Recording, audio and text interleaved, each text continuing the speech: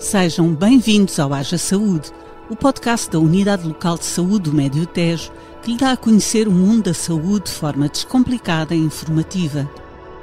Aqui vamos desvendar os mistérios do corpo humano, entender doenças, desmistificar mitos e recolher conselhos para uma vida mais saudável e feliz. Se já se perguntou qual é a diferença entre uma constipação e uma gripe, como prevenir doenças, como emagrecer de forma segura, ou que tipo de exercício físico deve praticar, este podcast é para si. A cada episódio, um tema diferente da saúde, em conversa com profissionais de diversas áreas da Unidade Local de Saúde do Médio Tejo. Sente-se confortavelmente neste consultório, acompanhe-nos nesta jornada pela saúde.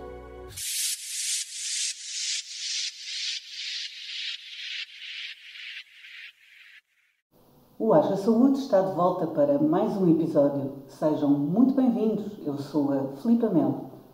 Os poetas chamaram-lhes janelas para a alma. Os pintores centraram neles as suas telas. Com enorme complexidade biológica, os olhos e o seu funcionamento são objetos da curiosidade humana desde que o ser humano se conhece enquanto tal. Sabia, por exemplo, que, como as impressões digitais, a íris de cada pessoa é absolutamente única? Ou que os músculos que controlam os movimentos oculares são os mais rápidos do corpo humano? Ou ainda que os nossos dois olhos captam imagens ligeiramente diferentes e o cérebro as combina para criar uma imagem tridimensional e com maior profundidade?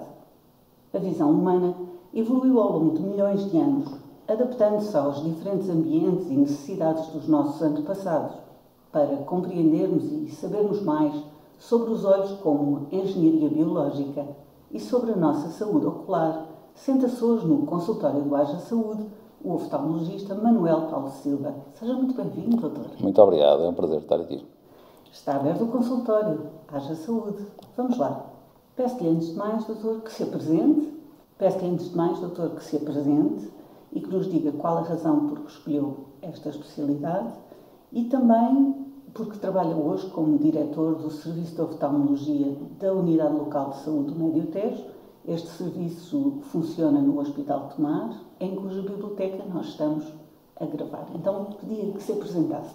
Eu sou Manuel Paulo Silva, formei-me no Instituto Biomédico Isabel Salazar, no Porto, e depois, porque a minha namorada na altura era daqui da zona de Abrantes, e também fez o curso em Biomédicas, e portanto viemos para Abrantes fazer o internato geral. Ao fim dos 2 anos de internato geral, tinha que fazer uma especialidade, e escolhi a especialidade de oftalmologia, porque gostava muito de cirurgia, gostava de cirurgias minuciosas, gostava de tecnologias na altura, e nessa altura a oftalmologia estava em franco desenvolvimento, era uma especialidade cirúrgica, e tinha muita tecnologia, ou seja, utilizava muita tecnologia, e isso era atrativo. Os olhos, de facto, são um órgão excepcionalíssimo.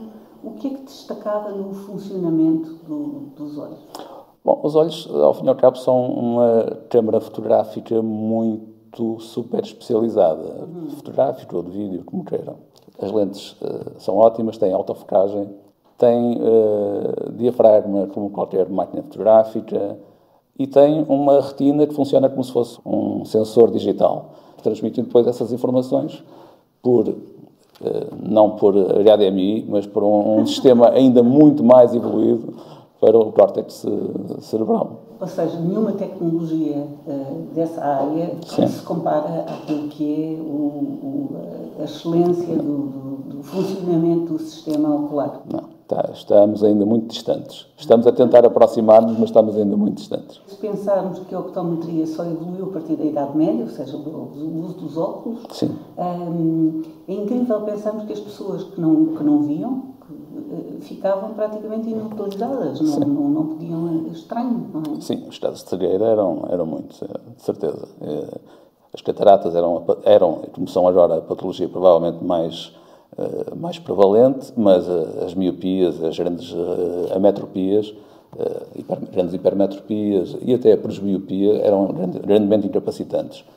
Temos de ter a noção também de que a incapacidade que nós temos depende muito da função que queremos desenvolver. Ou seja, se trabalhamos no campo, se calhar não teremos necessidade de uma acuidade visual tão desenvolvida como se estivéssemos a ler ou a desenhar, mas sim. É claro que não se podem olhar para a história como se, não é? Mas imagino, por exemplo, os artistas que poderia ter existido se... Sim, mas se nós formos a olhar para a história da arte, por exemplo, principalmente na pintura, nós temos a perfeita noção de que houve muitos pintores e conseguimos, se calhar, a distinguir alguns pintores que tiveram alguns problemas oculares, cuja pintura se foi desenvolvendo e alterando exatamente porque iam tendo problemas oculares. Na altura do impressionismo, por exemplo, talvez o Monet e até o Van Gogh, há quem diga que tiveram problemas oculares analisando as suas telas e o resultado das suas pinturas.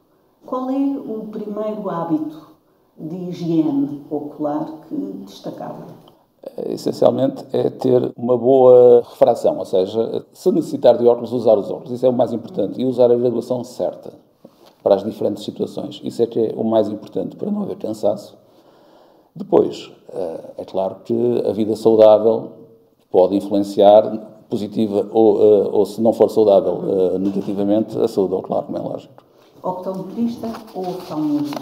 É uma questão polémica, não é? Para mim não é polémica. Para mim é imperativo que a saúde ocular seja acompanhada por um oftalmologista, sem dúvida. O optometrista deve ser um adjuvante para isso. O oftalmologista tem que primeiro avaliar a saúde geral ocular e o optometrista faz uma avaliação por exames complementares. Canso visual, o que é que nos pode dizer sobre isso? Olha, por exemplo, a leitura, o uso de computador, das novas tecnologias deve ser regrada, como é do senso comum. É claro que até uma determinada idade, sim, será importante limitar o uso de computadores, eu diria até a adolescência. O acesso a esses ecrãs deve ser limitado e progressivo, ou seja, deve ser muito limitado nos primeiros anos, os bebés não devem usar. Até aos 5 anos eu acho que seria não aconselhável, ou quanto muito, usar de forma muito esparsa e pontual. Aos 5 anos, se usar 1 hora, 2 horas no máximo por dia, penso que será já um bom limite. Estamos a falar de pequenos ecrãs. Quanto mais próximo for o ecrã, mais limitado deve ser o tempo de uso, como é lógico. Mais intensa será a luminosidade e a necessidade de focagem. Entretanto, esse tempo de utilização dos ecrãs deve ser aumentado gradualmente ao longo do tempo e deve ser acompanhado sempre de intervalos. Os americanos têm a regra dos 20. Cada 20 minutos devemos olhar durante 20 segundos para 20 metros de distância. Portanto, 20. Exatamente. É uma regra simples. E, por exemplo, a proteção contra a luz azul? É mito? A luz azul não faz propriamente mal se não for muito intensa. É claro que é cansativa. O mito da luz azul tem a ver com os ecrãs. Eu penso que o mais importante é usarmos uma boa graduação, termos uma boa postura e utilizarmos estas regras de não estarmos muito tempo a olhar para os ecrãs em contínuo. Muitos miúdos enfim, têm aversão a usar óculos. A partir de que idade é que se pode usar lentes de contato? A partir da idade do bom senso. Doutor. Então é assim, eu vou explicar o que é que eu quero dizer com isto. Há bebés a usar lentes de contacto, porque têm graduações muito elevadas e para o seu bom desenvolvimento é preciso usar lentes de contacto. Portanto, não é pela idade. O que é importante é que, por um lado, se cumpram regras que são, aí sim, de saúde ocular, porque uma complicação de um uso de uma lente de contacto pode ser muito nefasta e definitiva. O que eu aconselho é que as pessoas normalmente têm a miopia ou um astigmatismo elevado e querem usar lentes de contacto porque os óculos são muito incomodativos.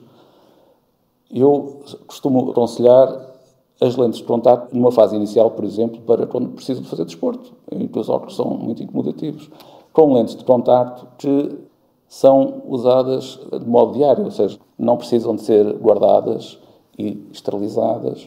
Aliás, a primeira coisa, se calhar, doutora, é dizer que não se dorme com as lentes. Nunca. Porque há pessoas que dormem com as lentes. Nunca. Numa forma geral, o que permito, ou pelo menos sou tolerante, é que se use lentes de contacto quando os jovens já têm responsabilidade e sabem o que é que estão a fazer. As pessoas têm que ter noção de que, ao mínimo sinal de olho vermelho, ou dor, ou irritação, devem tirar as lentes de contacto e não devem permanecer com elas. Se têm secreções nos olhos, devem tirar as lentes de contacto.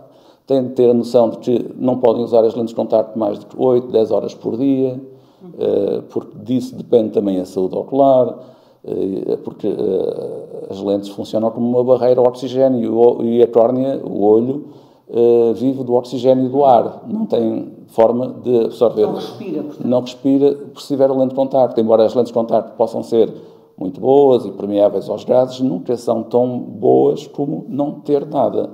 Relativamente às crianças, falou, quando conversávamos antes de gravarmos, falou das crianças e a vida ao ar livre. Sim. A grande maioria das pessoas pensa que o uso das novas tecnologias e da leitura prolongada e intensiva e excessiva é que causa o aparecimento da miopia. Só que isso não está provado. Pensa-se que sim, mas não está provado. Mas uma coisa que está provada mesmo é que a vida ao ar livre é muito importante para evitar a miopia. Ou seja, a luz solar é muito mais importante para que as pessoas não desenvolvam miopia do que não ler ou não usar tecnologias. Portanto, por isso é que eu diria que as pessoas devem preocupar-se muito com as crianças fazerem uma vida ao ar livre. Isso é que é muito importante. Interessante. Óculos escuros. Vemos crianças hoje em dia irem para a praia com óculos escuros. Eu diria que os óculos escuros para as crianças são importantes em situações dessas, só esporadicamente, na neve ou na praia e mais nada. Eu até, fora isso, desaconselho. Quem usa óculos escuros, não sei se é um mito ou não, que perde a capacidade de suportar a luz. Isso é verdade. Isso porque os olhos se vão acomodando a essa situação de baixa luminosidade e, inclusive, já tive contato com jovens que não toleravam não usar óculos escuros mesmo dentro de casa. Os olhos vão se habituando a situações de baixa luminosidade e depois, quando são expostos a situações de luz normal, não toleram a luz. É hipersensibilidade, exato. Portanto, óculos escuros com quanto é peso e medida. Vamos falar das doenças oculares. Elas são classificadas em diferentes categorias. Primeiro, as refrativas. Miopia, o astigmatismo e a hipermetropia, para além da presbiopia, que é o normal após os 45 anos, 45 anos. Quer explicar?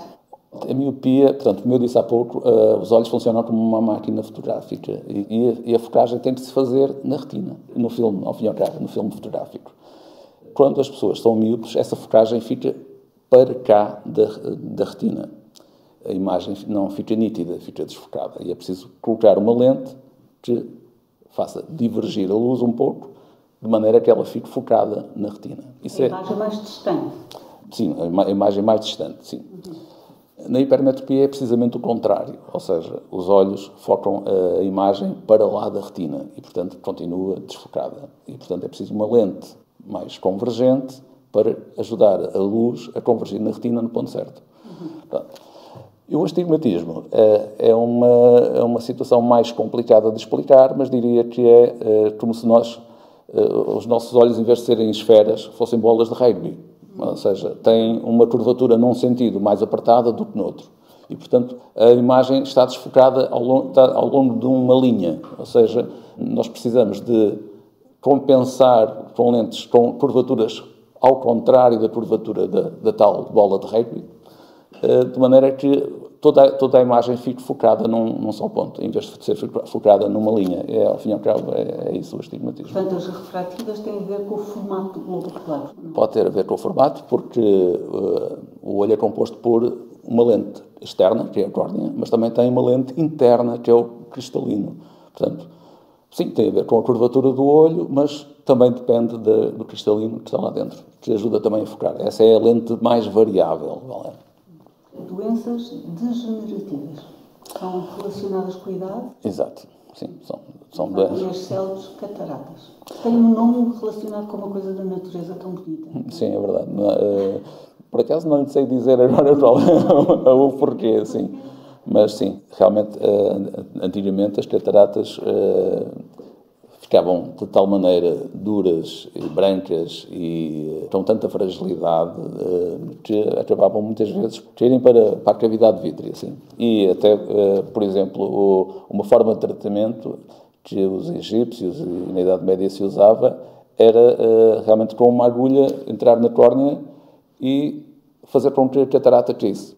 Mas diga que não funcionava. Funcionava em algumas situações, de certeza. A catarata, nessa altura, seria uma catarata hipermadura. As pessoas não veriam nada. Portanto, era uma acumulação de tecido. Ficava branco. É uma lente branca. Uma lente tem que ser transparente e, nessa altura, ficaria uma lente branca ou até castanha. Não deixava passar luz nenhuma. E, ao deslocar, abria-se ali uma janela. Uma janela, exatamente. Sim. Doutor, porquê que se formam as cataratas? Ao fim e ao cabo, aquilo é uma oxidação dos tecidos provocada pela luz ao longo da vida. Por isso é que as cataratas se vão desenvolvendo à medida que vamos envelhecendo, porque os nossos cristalinos vão ficando... A luz vai provocando o aparecimento de radicais livres, vai alterando proteínas e vão deixando de estar transparentes. O cristalino vai deixando de estar transparente, a acumulação de líquidos também. Há uma data de transformações que se processam dentro desse tecido que depois dão origem à opacificação. Ou seja, é uma degenerescência natural. Sim. Algumas pessoas têm mais sorte que outras, têm mais tarde. Mas não tem a ver, doutor, com ler mais? Ou seja, não é por termos feito alguma coisa de mal? Não, pelo menos que saiba. Não é hereditário, ou é? Há uma tendência. Há tendência, é isso que estava a dizer, há pessoas que têm mais tendência do que outras para fazer cataratas. Tem a ver com as características constitucionais que são herdadas da família, como é lógico. Mas, por exemplo, o estar em ambientes com muito stress luminoso e temperaturas, por exemplo, pensa-se que poderá estar relacionado com o desenvolvimento mais rápido de cataratas, isso sim. Agora, umas doenças que têm a ver com algo que a minha avó dizia, que é coçar os olhos só com os cotovelos. Tem a ver com as doenças inflamatórias, não é? Que são uveites e conjuntivite. São doenças inflamatórias que causam a vermelhidão, a conjuntivite normalmente causa secreção ocular, remelas, ou lacrimejo intenso e ficam os olhos realmente vermelhos. Muitas vezes a visão também fica turva porque a lágrima não é completamente transparente por causa da lágrima ficar infectada com depósitos equivalentes, não diria a pus, mas o equivalente a isso de uma forma mais líquida, mais suave. Pode tratar-se naturalmente ou convém ir a um oftalmologista? Assim, a lágrima tem propriedades antibacterianas e, portanto, nós, enquanto somos saudáveis, vamos nos defendendo das agressões mais simples e mais ligeiras. Muitas das vezes temos uma pequena conjuntivite que começa e a própria lágrima e o organismo, os leucócitos que existem na lágrima, os anticorpos, vão combatendo essa infecção e acaba por ser autolimitada e desaparece. O que acontece é que às vezes, ao fim de 2, 3 dias, se o nosso organismo não é capaz de combater, se calhar precisa de ajuda e aí teremos que ter um colírio de antibiótico, por exemplo. Até lá, aconselho o quê? Pode ser um colírio de venda livre na farmácia? O mais importante é lavar os olhos. Lavar várias vezes, sim. E depois, eventualmente, algum colírio. Mas a higiene é o mais importante. Quanto aos terçolhos? Isso é o que nós chamamos de ordelo. São realmente inflamações de glândulas lacrimais, ativadas também por oclusões dos canalículos, de onde saem algum tipo de lágrima, que ficam ocluídos ou que ficam com poeira, etc. E, portanto, e infectam. O que os antigos faziam era colocar alguma coisa que fizesse ou aumentar a temperatura ou diminuir a temperatura, de forma a que houvesse, por um lado, ao diminuir a temperatura, diminuísse a inflamação, ou aumentando a temperatura, aumentasse a drenagem do canalículo e o líquido infectado saísse mais facilmente e a infecção pudesse ser combatida mais facilmente também. E, portanto, aí ajudar o nosso organismo a combater as coisas. Portanto, tem algum sentido, não a moeda, mas o frio ou o calor podem influenciar o desenvolvimento da patologia podem melhorar, ajudar a melhorar, de alguma forma. Glaucoma, que é uma doença menos comum, corresponde a um aumento de pressão, não é? Sim, não é tão pouco comum quanto isso. É uma das principais causas de cegueira no mundo ocidental, principalmente nos adultos. Também existe nas crianças, mas é principalmente nos adultos. E aí a importância de consultar um oftalmologista a partir dos 40 anos, pelo menos. Quais são os sintomas? Não há sintomas. Os sintomas só aparecem muito tardiamente. E quando aparecem, já metade da função visual se foi embora. Por isso é que aos 40 anos, que é normalmente a idade em que se começa a desenvolver o glaucoma, o glaucoma de ângulo aberto, normal, no adulto, que é o mais prevalente e o mais comum, portanto, começa a desenvolver-se nessa idade, e nessa idade é importante fazer um rastreio da tensão ocular. Mas esse rastreio tem que ser feito, ou deve ser feito, num oftalmologista. Eu bem sei que há muita gente que vai às ópticas fazer a medição da tensão ocular, mas, por um lado, é um método, o método utilizado não é o mais fiável e os técnicos depois não têm capacidade para analisar se aquilo faz sentido ou não faz sentido, se é de valorizar ou não é de valorizar. Porque só numa consulta de oftalmologia nós conseguimos perceber se já há dano, se é necessário fazer exames complementares para saber se essa tensão ocular precisa ser tratada ou não. Portanto, é importante, a partir dos 40 anos, fazermos uma consulta de oftalmologia para perceber se temos glaucoma, se não temos. É muito importante termos a noção de que o glaucoma é uma doença familiar, muitas das vezes, grande parte das vezes. Pessoas familiares com glaucoma têm mais tendência para também ter glaucoma, embora não seja absoluto, não é? Portanto, não é uma ligação direta, não é? Mas há mais tendência para que as famílias de familiares com glaucoma tenham também mais vezes glaucoma.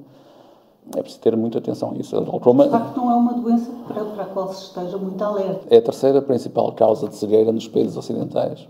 Ficamos com este alerta enquanto vamos fazer aqui uma pequena pausa para escutarmos as informações úteis desta quinzena com a Diana Ralha. Regressamos à conversa já de seguida. Até já! Já imaginou ver o mundo com cores diferentes das que a maioria das pessoas vê?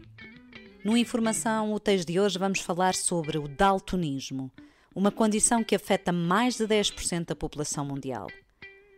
Muitas vezes associado à dificuldade entre distinguir o vermelho do verde, o daltonismo é bem mais complexo do que isso. O daltonismo é uma condição genética, e não uma doença, que altera a forma como os olhos percebem as cores. Essa alteração é causada por diferenças nos cones, células da retina responsáveis pela visão das cores. É como se tivéssemos um filtro colorido nos olhos que altera a percepção das tonalidades. O daltonismo é diagnosticado através de testes específicos realizados por um médico oftalmologista. Não existem níveis de daltonismo, apenas tipos de daltonismo. O daltonismo acromático é o tipo mais raro de daltonismo, no qual há uma cegueira completa para as cores e o mundo é visto a preto e branco. Já no daltonismo dicromático, a pessoa não possui um receptor de cor e por isso não consegue identificar uma das cores, vermelho, verde ou azul. No daltonismo tricromático, que é o mais comum, a pessoa possui uma leve dificuldade em distinguir as cores. Isto porque tem os receptores das cores, mas eles não funcionam bem. O teste de cores de Ishihara, em homenagem a um professor da Universidade de Tóquio que o criou em 1917, é utilizado para a detecção do daltonismo. O exame, realizado na consulta da oftalmologia, consiste na exibição de cartões coloridos aos doentes, cada um contendo vários círculos e exibindo um número que somente será visível pelas pessoas que possuem a visão normal. Na maioria dos casos, o daltonismo é hereditário, ou seja, é passado de pais para filhos, através dos genes, sendo mais comum em homens do que em mulheres. Viver com daltonismo pode apresentar alguns desafios no dia-a-dia, em tarefas rotineiras, como escolher as cores, identificar os sinais do trânsito ou até mesmo participar em algumas atividades escolares. Basta imaginar a dificuldade de uma criança daltónica quando num exercício ou num teste lhe pedem para pintar a verde ou a vermelho determinada resposta. Infelizmente, ainda não existe uma cura para o daltonismo, mas existem ferramentas e tecnologias que podem auxiliar as pessoas com esta condição, como óculos especiais e até aplicativos para smartphones. Com as adaptações corretas, as pessoas com daltonismo podem levar uma vida normal e realizar todas as suas atividades sem dificuldades acrescidas. Os hospitais da ULS Médio Tejo são instituições inclusíveis pela cor, com a implementação do sistema Color Add nos seus serviços de urgência, numa primeira fase, nas pulseiras atribuídas aos utentes pela triagem de Manchester. Está também a implementação deste sistema a decorrer no serviço de nefrologia. O Color Add é uma linguagem universal e inovadora que foi inventada em Portugal, mas que é já adotada em todo o mundo, que representa as 3 cores primárias através de símbolos gráficos num processo simples de associação lógica e de fácil memorização. Esta linguagem é para os daltónicos o equivalente ao Braille para os cegos. A sua adoção na ULS Médio Tejo permite a orientação dos doentes, visitantes e dos próprios profissionais de saúde que sofrem de daltonismo aos diversos serviços, numa atitude de inclusão e humanização do Serviço Nacional de Saúde. Estamos de volta à conversa. Obrigada por escutar o Haja Saúde. Hoje falamos de saúde ocular com o médico oftalmologista Manuel Paulo Silva, diretor do Serviço de Oftalmologia da Unidade Local de Saúde do Médio Tejo, no Hospital de Tomar. Vamos falar de alguns mitos e verdades sobre a saúde ocular e então eu perguntava-lhe, comer cenouras afinal faz bem aos olhos e faz olhos azuis ou não? Não faz mal nenhum, antes pelo contrário, mas também não faz olhos azuis. O que a cenoura tem carotenoide, que são vitamina, que é importante para o desenvolvimento dos cónes e bastonetes na retina. Portanto, é importante para o desenvolvimento da retina não alterar a cor dos olhos. Todos os bebés nascem com os olhos azuis? Podem, não obrigatoriamente, mas tem a ver com a pigmentação que se vai desenvolvendo com a idade. É claro que aqueles de pele escura, mais escura, vão desenvolver mais melanina na íris e, portanto, vão ficando com os olhos cada vez mais escuros. Mas, sim, a intensidade dos melanócitos que existem na íris é que vai dar origem à cor mais clara ou mais escura, azul ou castanho. Portanto, doutor, os pais têm que esperar um bocadinho. Muitas vezes têm, porque muitas vezes eles nascem com os olhos muito claros e depois vão ficando cada vez mais escuros. Para o sol e para a morte não se olha de frente, é um provérbio. Olhar diretamente para o sol pode, de facto, causar cegueira instantânea? Pode, sim, pode. Não, causa. Olhar diretamente causa queimaduras na retina que são irreversíveis. Não se deve olhar diretamente para o sol. Ler numa viagem de automóvel pode deslocar, fazer descolamento da retina? Não. As pessoas que têm descolamentos da retina ou têm uma fase inicial de descolamento da retina não devem viajar. Isso é outra história. Porque faz com que o descolamento da retina aumente. Mas é só isso. O viajar e ler pode causar desconforto, cansaço, porque a trepidação obriga os olhos a procurarem a posição de focagem e o objeto, e, portanto, obriga a movimentos finos, contínuos e mais intensamente, e, portanto, cansa mais. Podem enjoar? Sim, para algumas pessoas, sim, porque se a imagem lateral ao passar da janela, se não for fixada, portanto, sentir como se fosse uma imagem estroboscópica ao passar de lado, pode, em algumas pessoas, fazer essa sensação de enjoo, sim. Existe o escuro absoluto? O escuro absoluto é a ausência de luz. Nervos e retina podem ter alguma atividade latente, liminar, muito ligeira, que pode dar a sensação de luz. E até, por exemplo, se comprimirmos os olhos ou se fizermos um movimento brusco, pode surgir uma imagem de luz que tem a ver com fenómenos físicos que acontecem dentro do olho. Nós temos uma gelatina dentro do olho que se move, supostamente pouco, mas quando ela já não está perfeitamente saudável, está mais líquida, liquefeita, e com esses movimentos, pode fazer trações que provocam uma sensação de luz na retina. E isso até pode ser um dos sintomas que pode levar ao médico, por exemplo. Isso pode acontecer. Portanto, mesmo sem luz física, pode dar a sensação de luz por fenómenos de tração a nível da retina. Sim. Eu faço esta pergunta por algo que é bastante polémico, que tem a ver, por exemplo, com as correntes de visualização criativa, que dizem diminua a sua miopia com exercícios de visualização criativa, ou o alinhamento dos chakras, mas muita gente faz isso, sim, não é? Que é a visualização de cores a partir de... Ou seja, tudo isto, doutor, é da ordem da projeção imaginária. Penso que sim. Não queria ser taxativo, mas penso que sim. Há uma projeção imaginária e há a projeção ocular. Nós, na conversa, falámos sobre a projeção ocular, que é algo maravilhoso. Mais físico. E mais físico. Ou seja, para os nossos ouvintes, já sabe, cuide dos seus olhos para se ver melhor a si, ao mundo e aos outros. Obrigada, Dr. Manuel Paulo Silva. Eu é que agradeço, foi um gosto. Estar consigo. Voltamos daqui a 15 dias neste consultório que lhe diz tudo, mesmo tudo, sobre saúde, pela sua saúde, para que haja saúde. Fique bem. A Unidade Local de Saúde do Médio Tejo dá a resposta direta a cerca de 170 mil utentes em 35 unidades funcionais de cuidados de saúde primários e 3 hospitais: Dr. Manuel Constâncio, em Abrantes, Nossa Senhora da Graça, em Tomar, e Rainha Santa Isabel, em Torres Novas. Iniciou atividade em janeiro de 2024, a partir de uma reestruturação do modelo organizativo do SNS, para mais e melhores cuidados e uma relação mais próxima com a comunidade dos concelhos de Abrantes, Alcanena, Constância, Entroncamento, Ferreira do Zézer, Mação, Sardual, Tomar, Torres Novas, Vila Nova da Barquinha e Vila de Rei. Obrigada por estar connosco neste podcast. Subscreva-o e marque-o na agenda. Siga-nos nas redes sociais. Estamos juntos para cuidar de si e dos seus. Haja saúde.